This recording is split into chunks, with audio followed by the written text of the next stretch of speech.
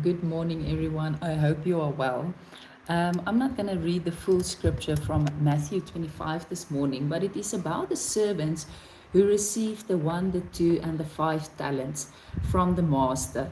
And the master went away and came back and, asked, did you do anything with your talents? And as you know the story, the one with 5 talents invested it, and then the master gave him 5 more talents.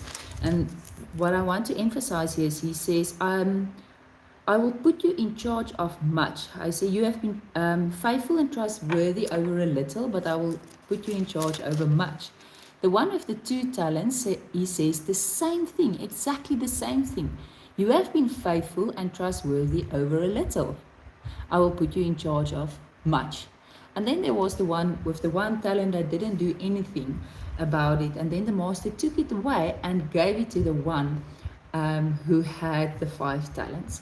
And then the scripture says, if you read Matthew 25, verse 29 says, for to everyone who has will more be given, and he will be furnished richly, so that he will have in an abundance. But from the one who does not have, even what he does have will be taken away. Now, the message that I want to get across this morning is that many times we want breakthrough in a certain area of our lives.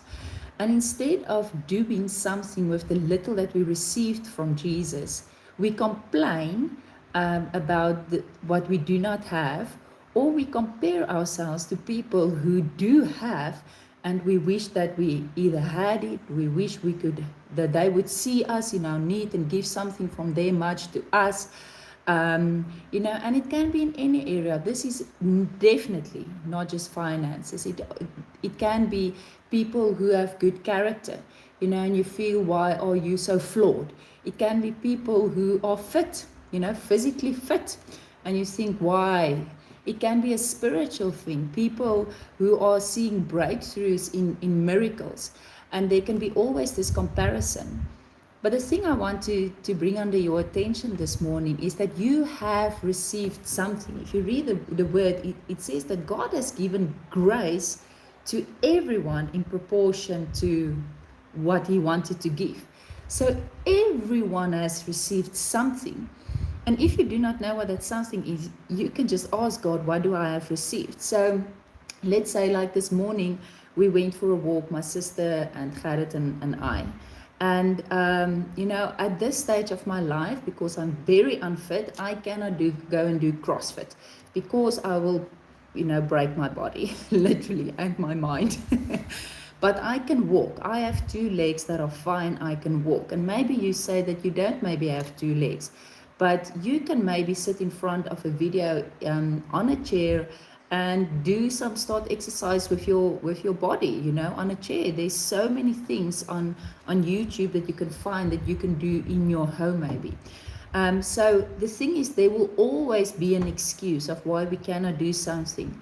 But if we turn to Jesus and just ask him, listen, what do I have in a certain area? What can I do with it? So obviously the fruit where I want to get to is to have a healthy, fit body. So start where I can walk. So I'm not starting with a 20-kilometer jog. I'm starting with a few blocks, walking around a block with the little. And as you saw the message, consistency, I'm not going to now tomorrow be able to run a 20-kilometer, no, but I will maybe be able to go 1 block further. Or maybe tomorrow not even. Maybe tomorrow my body is sore, and then I will have to walk 1 less block, but I will do it. Even maybe I will just be able to go to the gate, but then I will walk 2 times to the gate and back, but I will be moving my body. So the thing is, we can look at this in giving, in whatever areas. Maybe it's relationships. Maybe you really struggle to upkeep relationships. You always make a mess. So start with something small. What is it that you are good with?